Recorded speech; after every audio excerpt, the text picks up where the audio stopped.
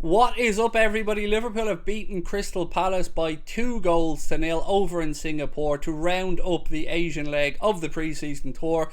That game is, of course, for the Standard Chartered Trophy, which is, of course, part of our sponsorship agreement with Standard Chartered. And just in case you're not aware, Liverpool have recently extended that agreement with Standard Chartered to run to the end of the 2026-2027 season. Rumoured that the new deal's worth about 50 million a year, so 200 million over the course of the contract. Right, how do we sum up that game today? Well, firstly, better. We kept a clean sheet, which is good.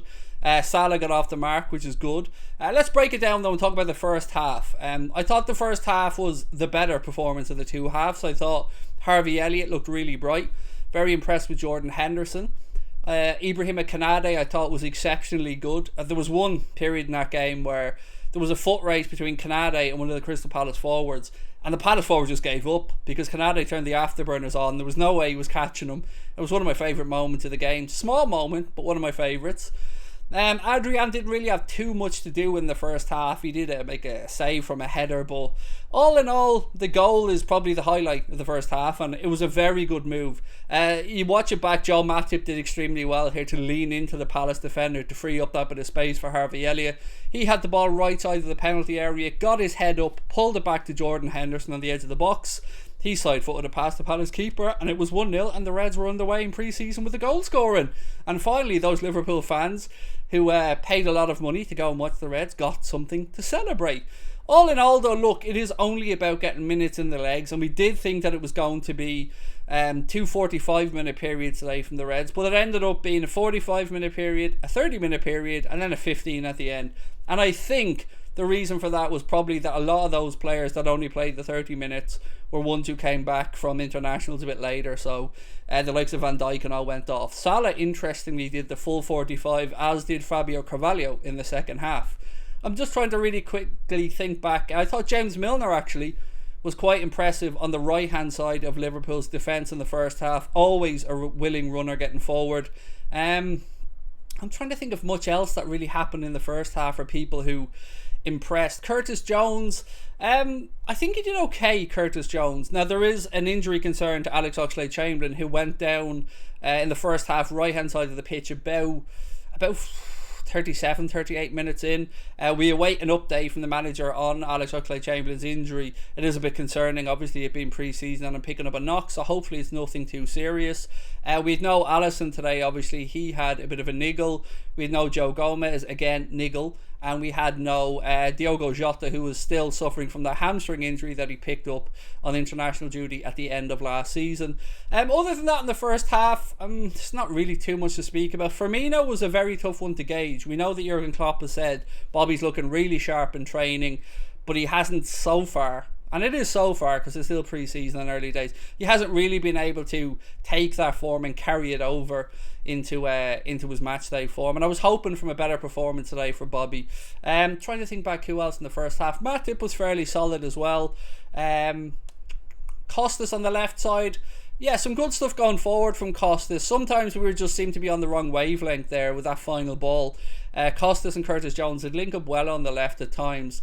There was one part in the first half that really frustrated me. Costas got the ball, burst into the penalty area and looked up, and there was no Liverpool forward, no Liverpool attacking player had made a run across the 6-yard box. 3 of them were hanging around running from the edge of the 18-yard box, but in that moment that was a perfect example for me of how we just need to get our heads up and take a chance, gamble that Costas or Robbo or whoever the fullback is going to get a ball across the front, and that's where you want a natural goal scorer. I would have liked Darwin to have been on in that moment because I feel like his instincts would have been to follow that in, whereas Bobby, to be fair to Bobby, I think he was caught up on a previous phase of play and was just catching up a little bit. Jurgen Klopp did ring the changes at half time. Davies went in goal. Not really too much for it to speak about from him with regards to with his hands because he didn't got much to do, but he was very, very impressive with his distribution, very composed and always picked out his target and found him, so I was quite impressed with that. We seen Fabio Carvalho in the second half playing the left side of the Liverpool attack. I preferred him a little bit deeper. I think he's better when he picks up space between the lines and has a little bit more time to get his head up. Left side of attack, I felt it was closed down a bit for him. Salah right hand side looked sharp. Some good work as well with Trent when he came on. Trent looked very, very good, by the way, today. He looked primed for the new season. Robbo looked very good when he came on as well, albeit he only played half an hour. I'm really quickly just trying to go through all the players. Tyler Morton, when he came on for the last 15 minutes, I was very impressed with his performance. But you're going to keep asking me about Darwin, because that's what the comments are going to be about. He didn't score today. He did have a shot saved by the Palace keeper, but he could have frustrated figure for me at times today. Not because of anything he was doing. I think more because he's still trying to get on the same wavelength as some of his teammates. So there was one ball that was slipped in down his left hand side, and you could see he wanted the ball on the right hand side. And I think once he gets up to speed a bit and the lads get to know his movements, he looked like he had a promising partnership with Mohamed Salah. Actually, Salah was always looking to get his head up when he picked up the ball and see if he could slip Darwin in behind. A couple of times an outstretched Crystal Palace leg stopped Darwin from getting a one-on-one opportunity with the keeper, but he kept running, he kept putting the hard yards in. And for those people who are going to say, but he hasn't scored in pre-season, neither has Diaz. And we're all happy that Diaz is going to be absolutely just fine. And Darwin will be absolutely just fine as well. I was happy for Mo to get his goal, albeit the Crystal Palace keeper 100% should have saved it. But Mo won't care. And the fans won't care because they got to see Mohamed Salah celebrating. Sepp van den Berg, I actually thought was very good as well when he came on alongside Virgil van Dijk. We finished the game with Nat Phillips and Reece Williams playing at centre-back. And Mabaya and Chambers, the young fullbacks, came on as well for the last few minutes. They did themselves no harm. Tyler Morton just continues to impress me every time that young man takes the pitch for Liverpool. He could have had himself a goal right at the end today. Good move into the penalty area, shifted onto his left foot.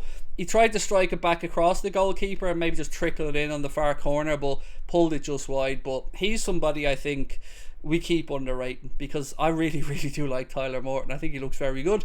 Other than that, look, kind of was what it was. I'm just more concerned about Chamberlain's injury and hoping that we get rid of all these little niggles and knocks, because it's not long now until the kick-off of the Premier League season. We've got, I think, 3 more pre-season friendlies maybe, and then the Community Shield as well, the King Power against Manchester City.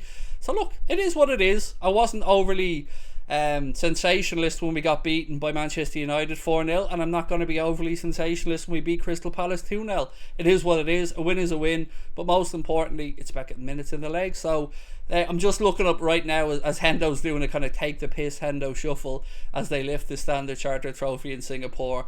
It is always a little bit cringy, isn't it, these trophy lift moments on pre-season tours? But look, it's for the fans, it's for the people who went there to flock to see the Liverpool players, and yeah, they look happy, which is the most important thing to me. Costas looks like he's having a great time as well. So look, my friends, that's pretty much it from me with regards to this pre-season game. If you want to catch us tonight, I will be back over the Anfield Agenda Twitch channel at 8:30 for a new show.